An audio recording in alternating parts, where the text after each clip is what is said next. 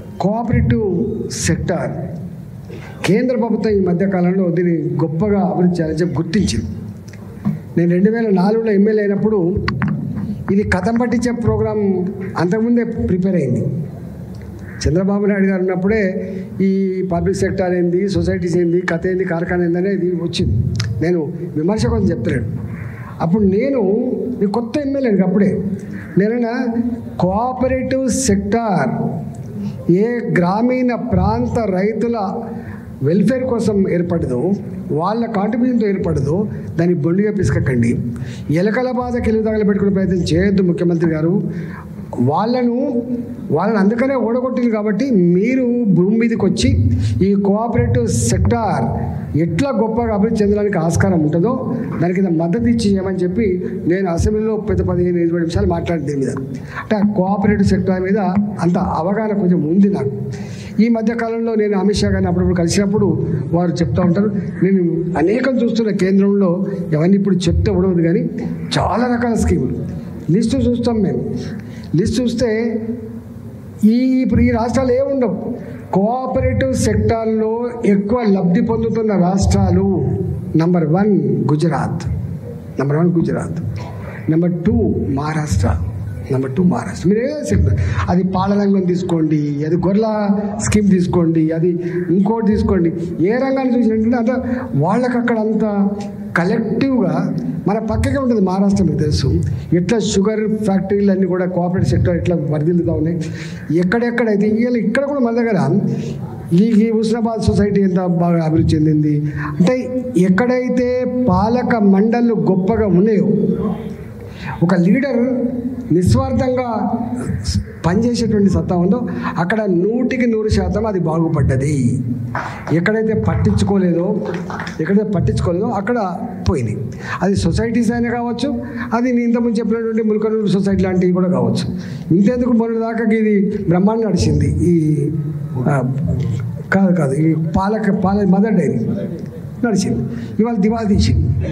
నాకు ఆ చైర్మన్ గారు వచ్చాడు, అన్న ఈ దివాళా తీస్తాను ఏం చేయాలి, ఎట్లా దివాళా తీసిందని మంచిగా కదా అంటే గిట్ల కారణాలు అంటే ఏమైంది, కరప్షన్ పెరిగిపోయింది, ఎక్కడొక్కడ తినడం మొదలుపెట్టే వరకు దివాళా తీసింది. అంటే మదర్ డైరీ ఎంత ఆదర్శవంతంగా ఉండను. ప్రభుత్వ పరంగా సంపూర్ణంగా నడిచే దాంట్లో విజయ డైరీ లాంటిది లాస్ అవుతుంది దానికి గవర్నమెంట్ సపోర్ట్ చేస్తుంది, ఒక వేరే విషయం. కానీ కరీంనగర్ డైరీ కావచ్చు, ఈ మదర్ డైరీ కావచ్చు, ఇట్లాంటి డైరీలు మాత్రం లాస్ కావడానికి ఆస్కారం లేదు. కానీ అవి కూడా ఇట్లాంటి మిస్మేనేజ్మెంట్ వల్ల లాస్ అయిందని చెప్పి ఇవాళ వస్తే మరి నేనే కేంద్ర ప్రభుత్వంతో మాట్లాడి దీన్ని ఇమ్మీడియట్గా ఆదుకునే ప్రయత్నం చేయండి. గొప్పగా ఏ డైరీ అయితే నడుస్తూ ఉందో, ఏ సొసైటీ అయితే గొప్ప నడుస్తుందో దీన్ని అడాప్ట్ చేసుకొని నడిపించే ప్రయత్నం చేయమని చెప్పి దానికి 1000 కోట్ల రూపాయల ప్రాపర్టీస్ కూడా ఉన్నాయి వాస్తవంగా చెప్పాలి. అందువల్ల సంపూర్ణంగా నేను నమ్ముతా ఉన్నాం కోఆపరేటివ్ వ్యవస్థ బ్రహ్మాండంగా ఉండాల్సింది. ఇప్పుడు మీరు గోల్డ్ రుణం గురించి 14% గురించి మాట్లాడారు. మనమే అంతకుముందు ఒక షావుకార్ దగ్గర పోతే 24% ఇంట్రెస్ట్ ఉండే, 36% ఇంట్రెస్ట్ ఉండే, బిందె కుదో పెట్టిండని, ఇది గుంజుకోబడిందని. అంటే ఎక్కడో కాడ కొంత రిలీఫ్ జరిగింది. నేను పరిచయం అయింది ఎక్కడంటే మన గడికేశ్వర మండలంలో 1 ఎకరం కోట్లనే ఉంటుంది తప్ప లక్షలు ఉండే ఆస్కారం లేదు. మీరు మంచిగా పిల్లలు ఫారెన్ పోవడానికి కానీ, పిల్లల పెళ్ళిళ్ళ కోసం కానీ, లేకపోతే ఇల్లు కట్టుకుందామంటే కానీ చేసుకుంటాడు. కాకపోతే ఏంటంటే దీంట్లో ఒక సిస్టమ్ పెట్టుకున్న తర్వాత ఆ సిస్టంలో ఉన్న 1 రూపాయి కూడా మిస్మేనేజ్ కాకుండా చూసుకుంటే ఏమైందంటే ఇది రిచ్గా ఉంటుంది, మరింత మంది సేవ చేసే ఆస్కారం ఉంటుంది. మీ ఇంట్రెస్ట్ ఇప్పుడు జిఎస్టీ ఉంది. జిఎస్టీ నేను జిఎస్టీలో ఉన్న 3 ఏళ్ళు పనిచేసిన నేను కొట్లాడ పెట్టుకుంటుంటుంది. అరే గివిటి మీద గిన్నె ఎందుకు వేస్తాను, వాటి మీద ఎందుకు వేస్తాను అని చెప్పి కూడా పెట్టుకుంటుంది.